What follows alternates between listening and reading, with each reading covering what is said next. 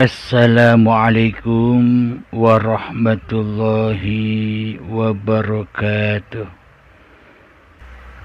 Maka berlakulah itu kepada syariatnya, yakni kita menghormati, mengasihi sayangi ibu kita sebagaimana ibu yang telah melahirkan kita, ibu yang telah mengirimkan kehidupan kita di dunia ini.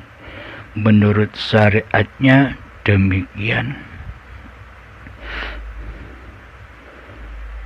Akan tetapi menurut hakikatnya di sisi Allah, karena semua apa yang sudah terpapar di alam raya ini ada versi syariatnya pun ada versi hakikatnya, ada versi dohiriyahnya dan ada versi batiniahnya. Allah hanya memandang hatimu, Allah tidak memandang raga-ragamu, Allah tidak memandang ilmu-ilmumu, Allah tidak memandang amal-amalmu, Allah tidak memandang kedermawananmu, Allah hanya memandang hatimu. Jadi yang dipandang itu batiniahnya, babakan rohaniyahnya. Di dalam hati kita itu yang jadi penguasa itu siapa?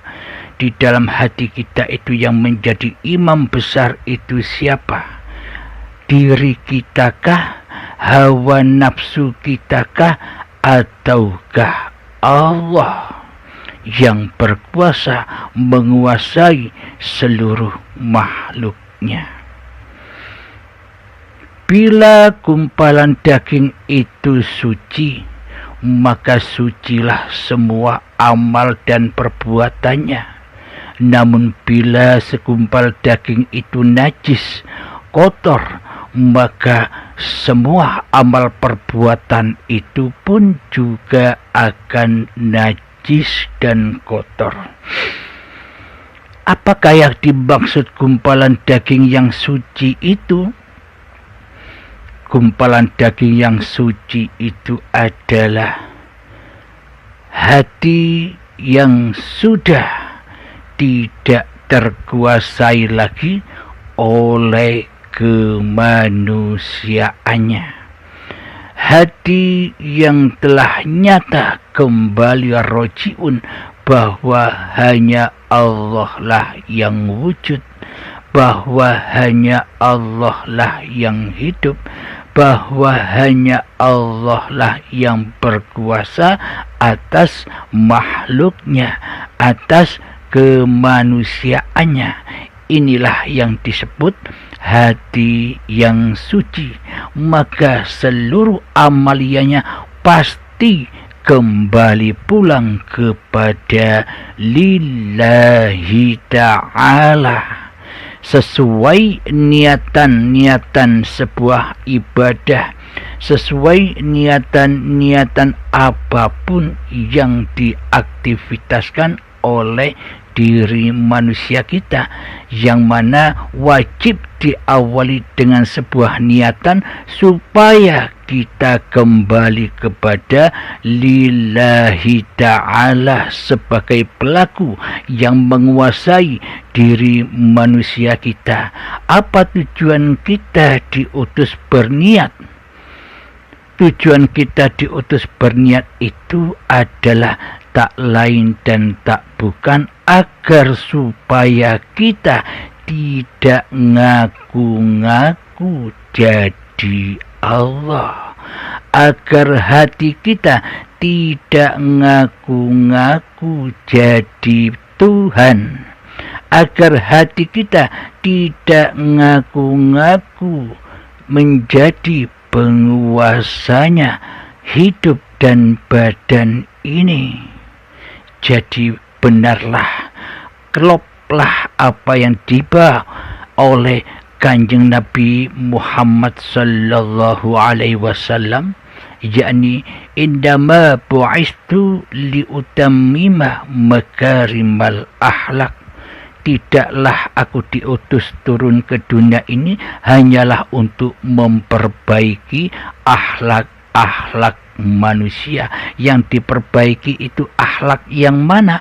Akhlak yang batiniah, akhlak kepada Tuhannya, agar manusia menyadari kelakuannya selama ini, agar manusia menyadari kezalimannya kepada Tuhannya selama ini, agar manusia menyadari kejahiliaan hatinya kepada Tuhannya selama ini, agar manusia menyadari bahwa diri manusia ini hanyalah makhluk yang hanya diperjalankan oleh Tuhannya. Jadi inilah tujuan Kanjeng Nabi Muhammad diutus oleh Allah, yakni untuk menyempurnakan akhlak manusia, menyempurnakan hati manusia, agar teraplikasi di dalam hati manusia itu la ilaha illallah, agar manusia menyadari asal usulnya dari mana ia diciptakan, yakni dari al-jannatu tahta aqdamil ummahat. Jadi manusia asal usulnya tercipta dari tanah. Jadi harus tahu diri agar bisa mengaplikasikan itu semua, agar hati bisa mengaplikasikan apa yang sudah diamanahkan oleh Kanjeng Nabi Muhammad sallallahu alaihi wasallam, yang mana amanah-amanah itu pun sekarang juga kita mengembannya. Amanatullah. Apakah amanatullah itu? Jangan ngaku-ngaku jadi Allah di hatimu. Jangan ngaku-ngaku bahwa dirimulah yang hidup di hatimu. Jangan ngaku-ngaku bahwa dirimulah yang wujud di hatimu. Jangan ngaku-ngaku bahwa dirimulah yang berkuasa di hatimu.